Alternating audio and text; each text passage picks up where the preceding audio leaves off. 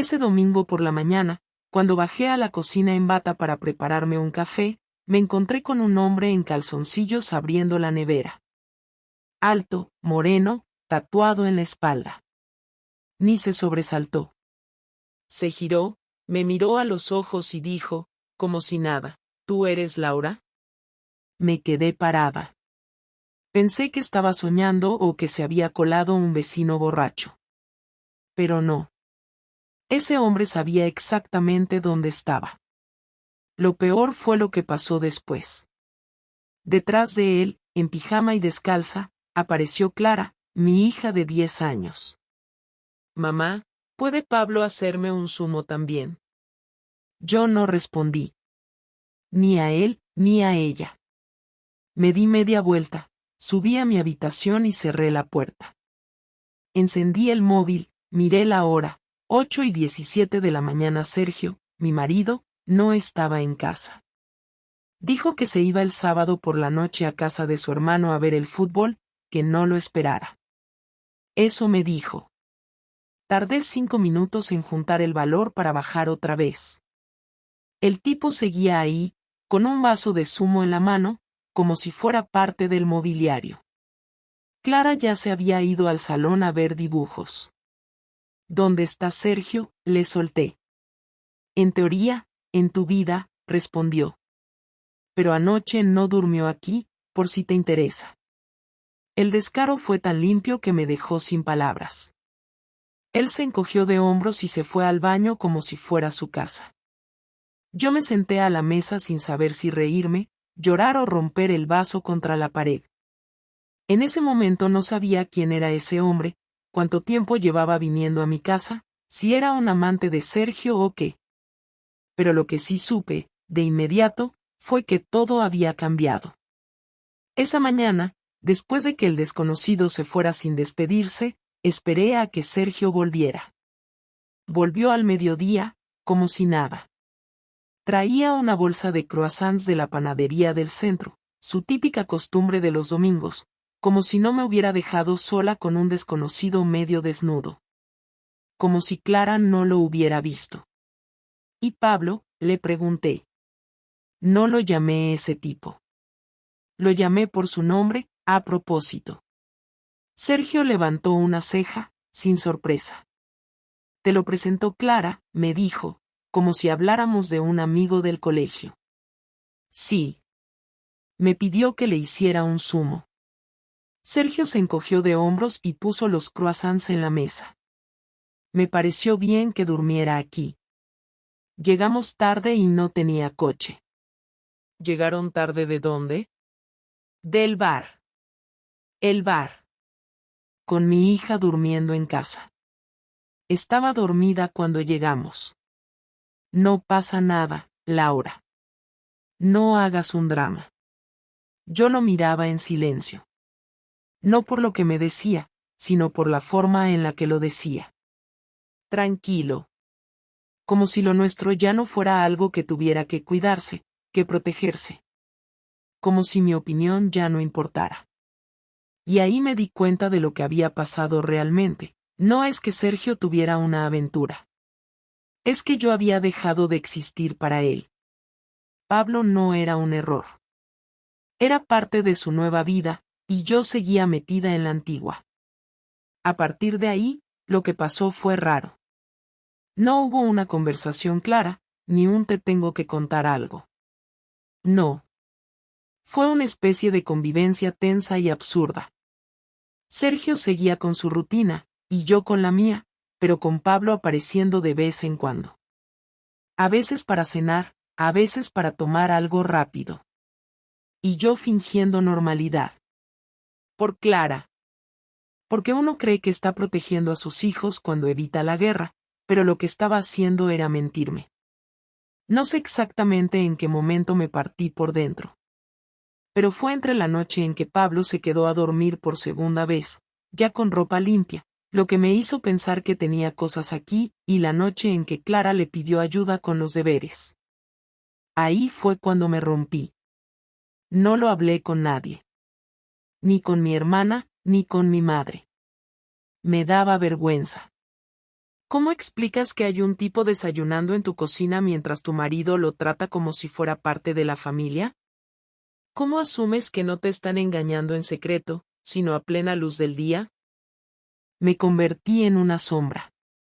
En la mujer que cocina, lava, trabaja, lleva a la niña al cole, y sonríe como idiota mientras su marido comparte vino con otro hombre en el salón. Y entonces, en medio de esa invisibilidad, ocurrió algo que no vi venir. A la semana siguiente, Sergio notó algo que no esperaba, que yo ya no preguntaba nada. No preguntaba por Pablo, ni por dónde había dormido él, ni por qué había ropa de otro hombre en nuestro lavadero. Dejé de exigir explicaciones, no porque me hubiera resignado, sino porque ya estaba ocupada con lo mío. No estaba fingiendo indiferencia, estaba usándola. Me estaba preparando. Él, en cambio, se acomodó. Se sintió libre. Me hablaba con una tranquilidad ridícula, como si ahora fuéramos compañeros de piso que comparten a veces una comida y otras veces ni eso. Me hablaba con esa voz que uno usa con un colega del trabajo, esa entonación neutral, sin emoción. Nunca más hubo tensión en su cara, ni gestos defensivos, porque él había ganado. Pensaba que ya no iba a haber pelea. Estaba equivocado.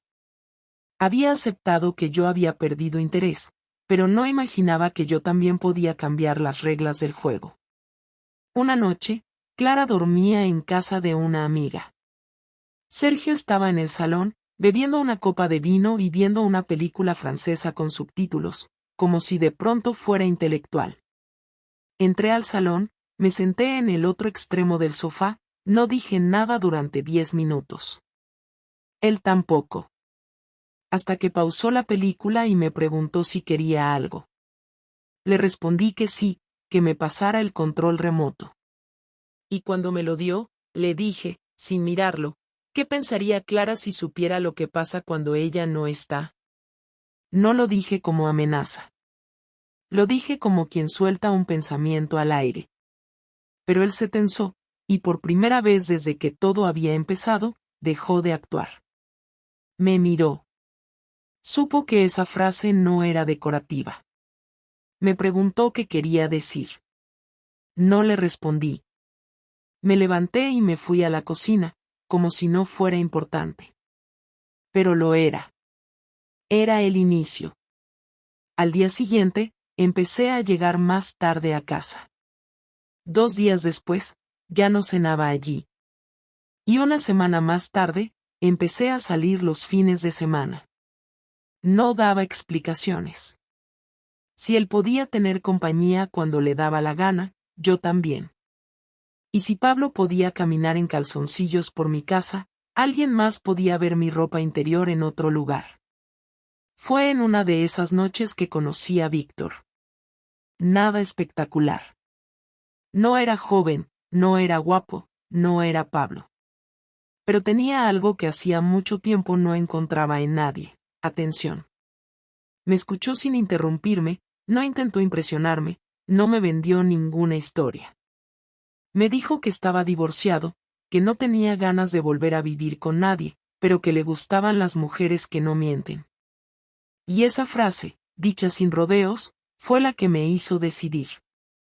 No hubo fuego artificial, ni escenas de película. Hubo un hotel barato cerca de la estación, sábanas limpias, una cerveza caliente y 2 cuerpos que no buscaban amor, solo aire. Cuando llegué a casa, Sergio estaba dormido. Pablo no estaba. Clara tampoco. Me metí a la cama y dormí como no lo hacía desde hacía meses. Y a la mañana siguiente, desayuné tranquila. No me arrepentía. No porque pensara que lo que había hecho era correcto, sino porque, por primera vez en mucho tiempo, había hecho algo por mí, sin permiso de nadie. El problema fue que Víctor no era tonto.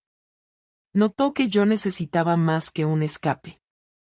Empezó a escribirme todos los días, a querer verme entre semana, a preguntarme por Clara, por mi trabajo. Y eso, en lugar de emocionarme, me agobió. Yo no quería un nuevo novio. Solo quería dejar de ser invisible. Así que le dije que no siguiera escribiéndome. Me pidió una explicación y se la di. Tengo la cabeza hecha mierda, Víctor. Me estoy vengando de algo, y tú no deberías ser parte de esto. No insistió. Me deseó suerte y se despidió. Y ahí, esa noche, fue cuando todo explotó. Yo ya estaba en pijama, viendo un programa de cocina, cuando Sergio entró a la habitación sin tocar. Tenía el móvil en la mano y la cara rara, como si le costara respirar. Me miró como si no me conociera. ¿Quién es Víctor? No respondí.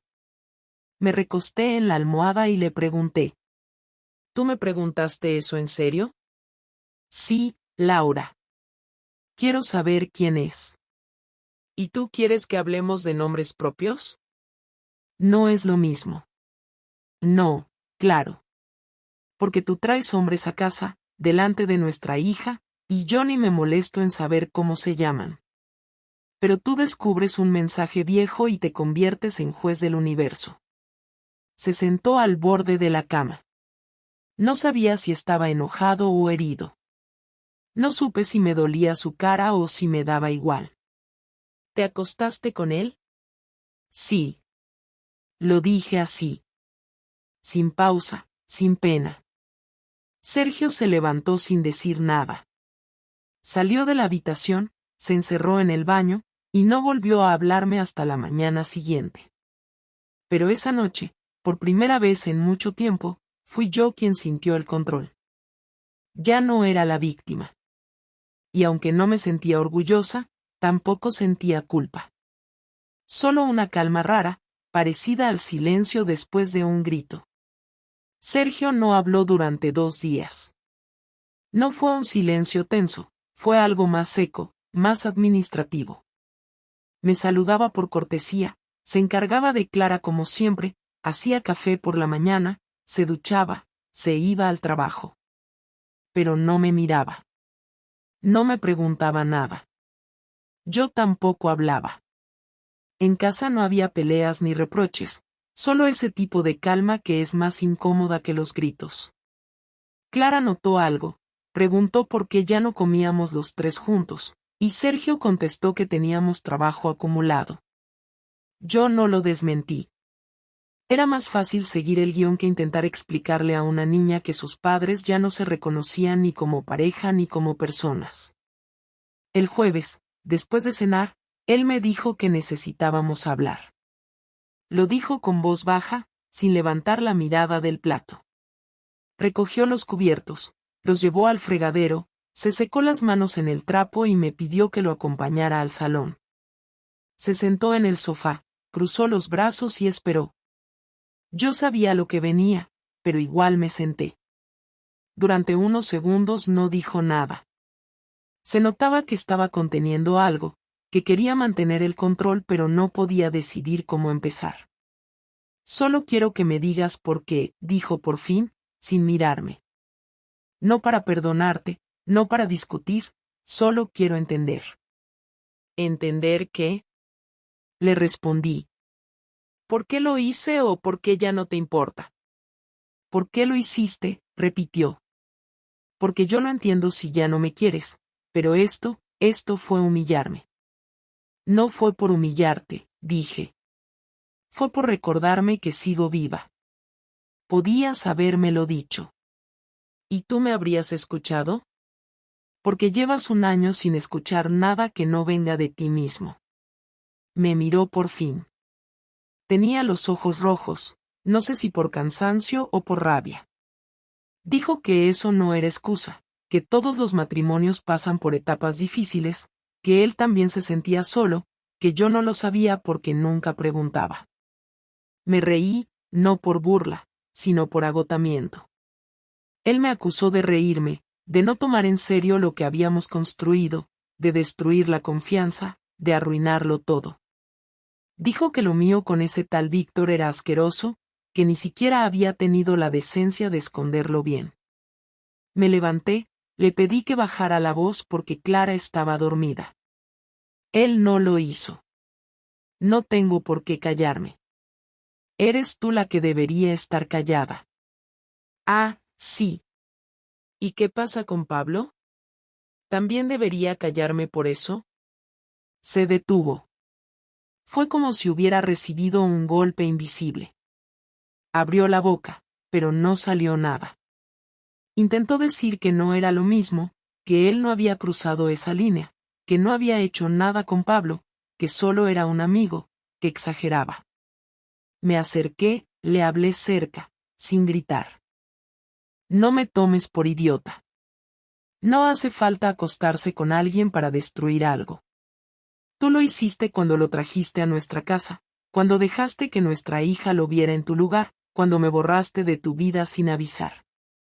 Lo mío no fue venganza, fue una respuesta.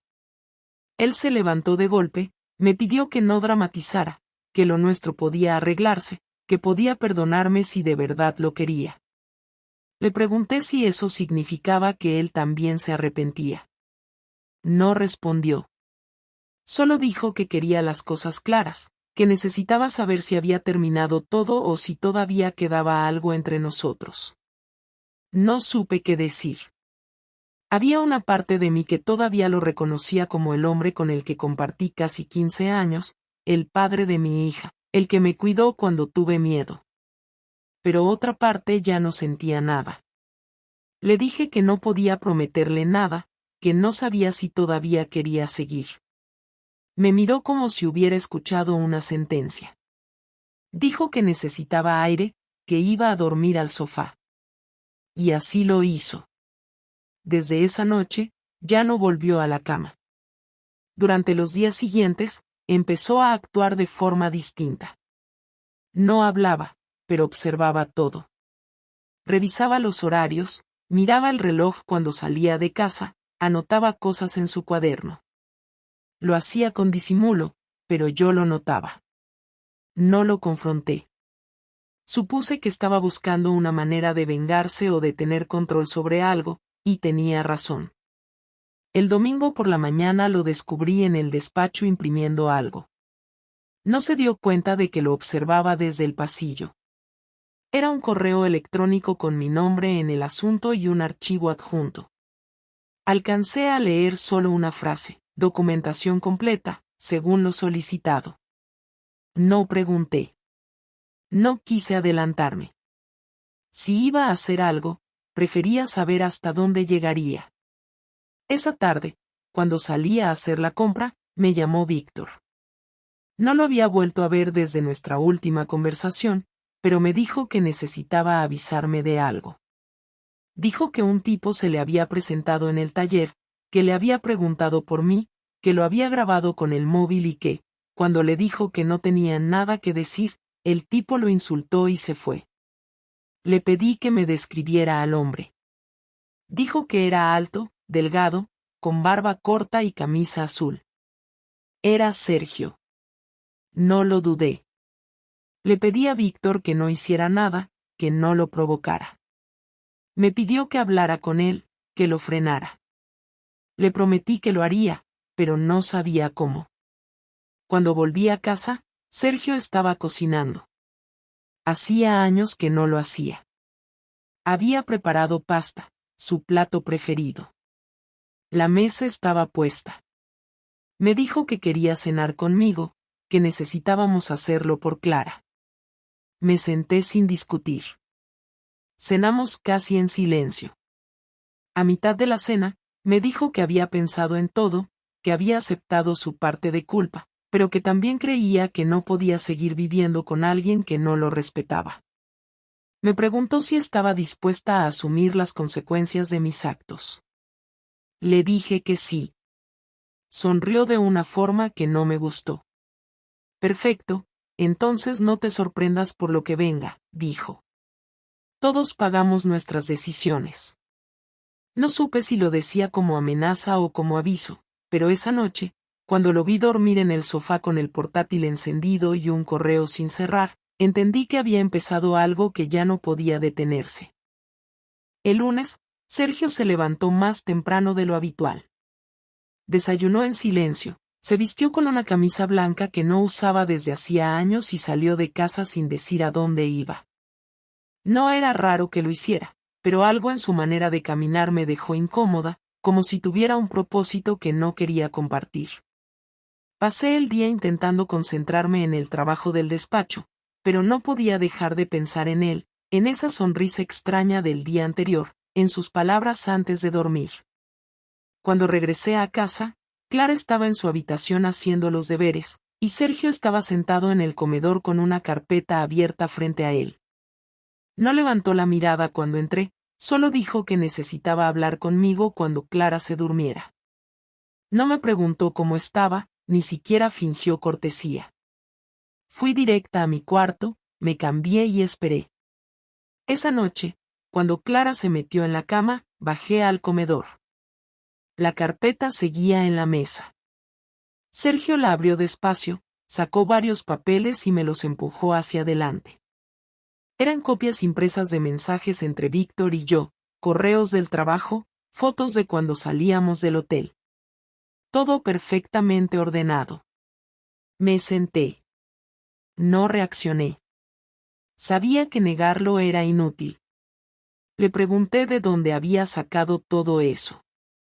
Dijo que había contratado a alguien, un conocido de un amigo, que se dedicaba a revisar cosas por encargo.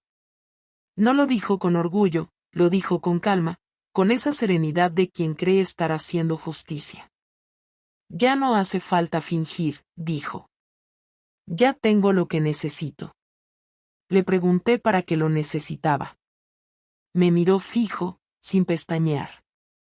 Para que esto se acabe. Pero no como tú piensas. Intenté que me explicara, pero no quiso. Cerró la carpeta, la guardó en su maletín y subió al dormitorio. Al día siguiente, cuando fui a despertar a Clara para llevarla al colegio, él ya no estaba. Tampoco había dejado la llave en su sitio. Esa noche no volvió. Durante 3 días no supe nada de él. No contestaba los mensajes, no llamaba, no había señales de que hubiera dormido en casa de su hermano. El 4.º día recibí una llamada del colegio. La directora me pidió que pasara por la oficina. Pensé que era algo de Clara, pero cuando llegué, me encontré con Sergio sentado frente a la puerta, con el mismo maletín sobre las piernas. La directora me dijo que prefería que habláramos fuera. Cuando salimos, Sergio me dijo que había pedido una reunión para informar oficialmente que pensaba mudarse temporalmente con Clara, que ya tenía la documentación necesaria para hacerlo, y que había presentado una solicitud para obtener la custodia compartida inmediata. Me quedé inmóvil. No sabía que podía hacer eso sin mi consentimiento. Me explicó que tenía pruebas suficientes para demostrar que yo había puesto en riesgo la estabilidad de nuestra hija al mantener relaciones fuera del matrimonio. Dijo que el abogado que consultó le aseguró que el juez tomaría en cuenta el impacto emocional sobre la niña. Era mentira, o al menos una exageración, pero lo decía con tal convicción que me hizo dudar. Intenté mantener la calma. Le pedí que no mezclara a Clara en esto, que no la usara para castigarme. Me respondió que no se trataba de castigo, que era consecuencia. Que si yo había elegido romper algo, él tenía derecho a proteger lo que quedaba. Lo dijo con frialdad, sin elevar la voz, y eso fue lo que más me dolió. No era rabia, era cálculo. Esa noche no pude dormir. Pensé en todo lo que podía perder, en cómo él había pasado de víctima a ejecutor, en cómo su silencio se había transformado en una estrategia. Al día siguiente, me llegó un correo de un número desconocido. El asunto decía, para tu información. Adentro había un enlace a una carpeta compartida con las mismas fotos y mensajes que me había mostrado. Al final del correo solo había una frase. Decías que no te veía, ahora te verá todo el mundo. Casi vomité. Cerré el ordenador de golpe y fui al baño. Tenía la sensación de que me faltaba aire. No podía creer que él fuera capaz de algo así. No porque fuera un santo, sino porque conocía su orgullo, su obsesión con las apariencias. Entendí que había cruzado una línea de la que tampoco podía volver. Esa misma tarde lo esperé a la salida del trabajo. Llegó con la misma calma con la que vivía antes de todo esto. Le pedí que se subiera al coche. No lo hizo. Dijo que si quería hablar, lo hiciéramos ahí, en la calle. Le pregunté si había enviado las fotos, si de verdad pensaba arruinarme. Me miró con desprecio. Dijo que no tenía por qué hacerlo, que bastaba con que yo supiera que podía. Que solo quería que sintiera lo mismo que él sintió cuando me vio traicionarlo. Le pregunté si de verdad creía que con eso iba a reparar algo. Dijo que no quería reparar nada, que quería destruirlo, porque ya no quedaba nada que salvar. Me acerqué más, le pedí que parara, que pensara en Clara. Dijo que lo hacía precisamente por ella, para que aprendiera que las mentiras siempre terminan saliendo a la luz. Esa fue la última conversación que tuvimos cara a cara. Al día siguiente, me llegó una carta de su abogado notificando el inicio del proceso de separación y una solicitud para revisión del régimen de custodia. Cuando terminé de leer, sentí un vacío extraño, como si algo dentro de mí se hubiera apagado. No lloré. Fui al trabajo, cumplí con mis casos, recogí a Clara del colegio y fingí normalidad. Pero cada vez que sonaba el teléfono, temía que fuera alguien más que había visto las fotos o leído los mensajes. Esa noche, cuando apagué las luces, escuché el sonido de un coche parando frente a casa. Me asomé por la ventana y vi a Sergio bajar con una bolsa. Entró, dejó la bolsa en el suelo del pasillo y se fue sin decir nada. Dentro había una carpeta, la misma de antes, vacía, y una nota que decía: ya no necesito pruebas. Te bastará con recordarlo. Ahí entendí que no se trataba de perdón ni de justicia. Lo que Sergio quería era dejar una marca, algo que me obligara a recordar todos los días lo que habíamos sido y en lo que nos habíamos convertido. Pasaron 5 días sin que Sergio volviera a pisar la casa, 5 días en los que Clara preguntó cada noche por qué su padre no se quedaba con nosotras, y cada vez que lo hacía, yo respondía con la misma mentira seca: está con mucho trabajo. No podía decirle la verdad, no porque quisiera protegerla de él, sino porque no sabía cómo explicarle que el hombre que hasta hace un mes me daba los buenos días ahora parecía querer borrarme del mapa. El viernes, mientras cenábamos arroz con pollo frente al televisor, recibí un mensaje. Era de Sergio. Decía: mañana a las 17, sin Clara. Tenemos que cerrar esto. No hacía falta más. Supe que era la conversación final. El sábado Clara se fue con su amiga Lucía al parque, como habíamos acordado. Sergio llegó puntual, sin avisar. Entró con paso firme, sin mirar alrededor, como si estuviera entrando a la oficina de un cliente y no a la casa en la que vivió más de una década. Se sentó en la mesa del comedor, colocó su móvil boca abajo sobre el mantel, y me indicó con la cabeza que me sentara. No había papeles, ni carpeta, ni notas. Solo él, su voz controlada, y una lista de cosas en la cabeza que seguramente ya tenía preparadas. Ya no quiero pelear, dijo, mirando al frente. Solo quiero que dejemos todo claro, por Clara, por lo que queda. Asentí. No tenía energía para discutir. Me limité a escucharlo. Ya hablé con el abogado. El proceso está en marcha. Vamos a hacer lo más simple posible. Cuentas separadas, custodia compartida. Los fines de semana van a rotar. Las vacaciones también. No quiero que esto se vuelva un campo de batalla. Está bien, dije. No voy a poner trabas. Hay algo más, agregó. Quiero que hablemos con Clara juntos, y quiero que seas tú quien empiece. No quiero ser el que quede como el que se fue. No soy el único responsable. Tú tampoco fuiste inocente, le respondí. No pongas toda la carga en mí. Lo sé, dijo. Pero tú lo hiciste real. Yo estaba perdido, sí. Pero tú cruzaste una línea. Tú trajiste a Pablo a nuestra casa. A la cama de tu hija. Yo no me acosté con Pablo. Nunca. No hizo falta. El daño fue el mismo. Sergio suspiró, se inclinó hacia adelante, apoyó los codos en la mesa y se pasó las manos por la cara. Por primera vez en semanas pareció quebrarse un poco. No lloró, pero bajó la guardia. Bajó la voz. Nunca pensé que esto iba a terminar así. Ni siquiera cuando notaba que ya no hablábamos, ni cuando empecé a evitar dormir contigo. Siempre creí que en algún momento íbamos a volver a encajar. Yo también lo creí. Hasta que me di cuenta de que estabas con otra vida, otra dinámica, otro lenguaje. Y yo ya no era parte. No lo hice con maldad, respondió. Estaba agotado, saturado, me sentía vacío. No sabía cómo decirlo sin destruirte. Y lo hiciste igual, le dije. Solo que más lento. ¿Todavía estás con él? Preguntó de pronto. No, le respondí sin dudar. Fue un error. Ni siquiera quiero justificarlo. Pero pasó porque sentí que ya no tenía nada que perder.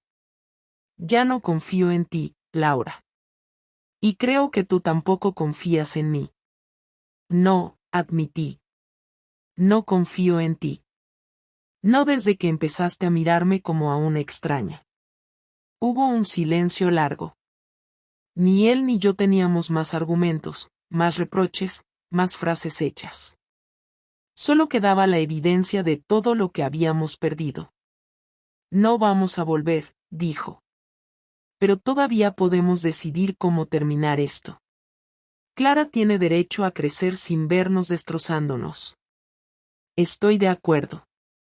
Vamos a decirle la verdad. Sin detalles.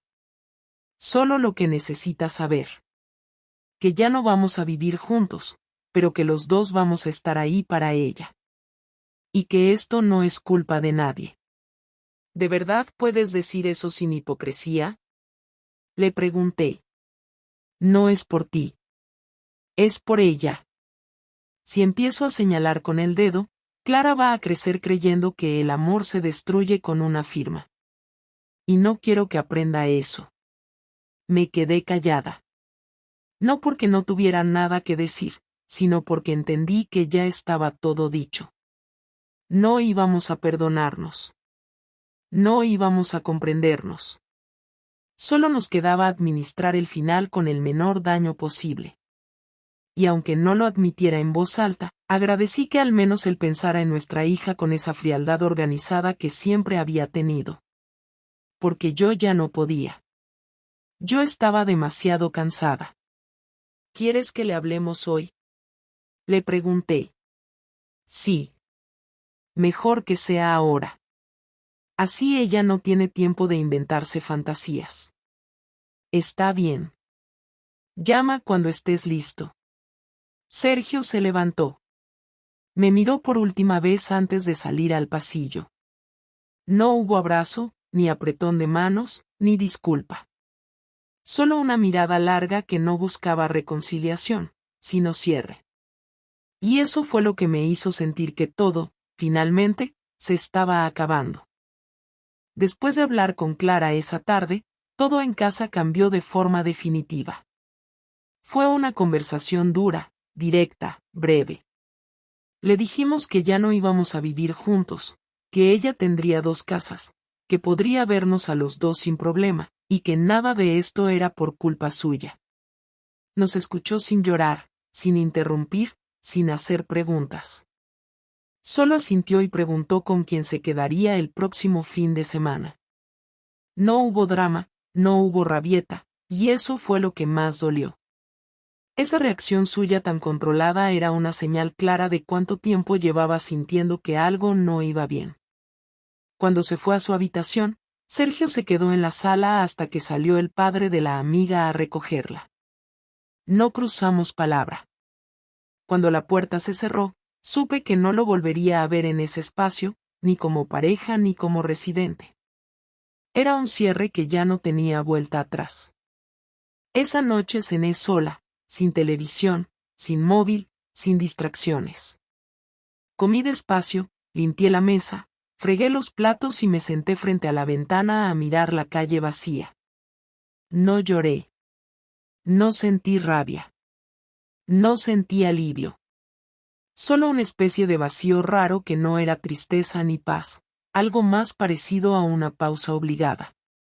No pensaba en Sergio, no pensaba en Víctor, no pensaba en Pablo, ni en lo que se rompió, ni en lo que podría haberse evitado. Pensaba en mí, en la mujer que había sido durante los últimos 14 años, en la que permitía silencios eternos, en la que aceptaba desplantes disfrazados de rutina, en la que pensó que el respeto era algo que se debía aguantar, no reclamar. Me costaba reconocerme en todo lo que había tolerado, pero me costaba aún más asumir la parte que había elegido esconder. Porque lo había hecho. Me había negado a hablar cuando las cosas empezaron a fallar. Había fingido normalidad para mantener una estructura que ya no servía para nada. Había traicionado, no solo con otro hombre, sino con una cobardía que ahora ya no podía justificar. Al día siguiente, empecé a hacer cambios. Abrí una nueva cuenta bancaria, hablé con una amiga abogada para revisar el acuerdo de separación, organicé los horarios de Clara para que no sintiera el impacto como un castigo. No eran decisiones emocionales. Eran prácticas. Necesarias. Cambié las cerraduras, eliminé del móvil cualquier rastro de conversaciones antiguas, guardé fotos en una carpeta digital que luego archivé con clave. No porque quisiera olvidar, sino porque no quería que el pasado apareciera cada vez que abriera una aplicación. Era momento de establecer una nueva dinámica, aunque aún no supiera cuál. Una semana después, Sergio pasó a buscar a Clara por primera vez para llevársela un fin de semana. Ella salió con su mochila y su peluche sin mirar atrás. Él la esperó en la puerta, ni un paso más adentro. Me saludó con un gesto de cabeza, y yo respondí igual. No hubo tensión, solo una frialdad eficiente, como si estuviéramos firmando un contrato más. Cuando se fueron, volví a entrar a casa y me di cuenta de que era la primera vez que estaba completamente sola desde hacía años. Sin hija, sin esposo, sin visitas, sin nadie. Cerré la puerta, me senté en el sofá y me quedé ahí un buen rato. No tenía prisa. No había nadie que esperara nada de mí. Esa fue la primera sensación de libertad real que tuve en mucho tiempo. No porque fuera feliz, sino porque no tenía que fingir que lo era. Pasaron los días. Volví al trabajo con la cabeza más clara. Dejé de aceptar invitaciones que no me interesaban. Empecé a salir a caminar por las mañanas sin el móvil. Empecé a comer mejor.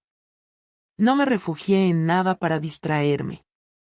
No busqué a Víctor, ni acepté mensajes de antiguos conocidos que, de alguna forma, se enteraron de mi situación. No me interesaban los consuelos disfrazados de oportunidades. No buscaba reconstruir nada todavía.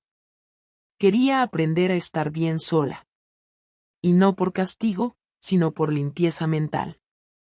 Necesitaba entender por qué permití tanto, por qué acepté tan poco, por qué me olvidé de mí misma mientras sostenía una estructura que ya no tenía base. Un día cualquiera, Clara me preguntó si su padre y yo volveríamos a estar juntos. Le dije que no, sin dramatismo, sin adornos. Ella me preguntó si eso me ponía triste. Le respondí que me ponía atenta. Me miró confundida. Le expliqué que hay cosas que duelen, pero que no son necesariamente malas, que a veces crecer es también aceptar que no todo lo que se rompe debe repararse, que lo importante era que ella estuviera bien y que siempre tendría a los dos. Asintió. No pidió más. Esa fue nuestra conversación más madura, y la tuvo con solo 10 años. No sé qué vendrá después. No tengo un plan detallado, ni un objetivo claro más allá de mantener a mi hija estable y reconstruirme sin apuros. No tengo intención de odiar a Sergio, ni de quedar como víctima, ni de competir por simpatías. Lo que pasó fue consecuencia de muchas decisiones mal tomadas, de tiempos mal gestionados, de silencios largos y palabras que llegaron tarde. No fue una tragedia, fue una caída lenta que ninguno supo frenar. Ahora me toca construir algo nuevo. No una vida perfecta, sino una que no me obligue a esconderme, a callar, a fingir normalidad. Una vida en la que no tolere lo intolerable por costumbre, en la que pueda mirarme al espejo sin justificar errores. No espero reconocimiento, ni comprensión general, ni aprobación ajena. Solo quiero paz. No como concepto vacío, sino como forma de vivir. Y si algún día alguien me pregunta por qué se terminó mi matrimonio, diré lo único que es completamente cierto, porque ambos lo dejamos caer mucho antes de que se rompiera. Lo demás ya no importa.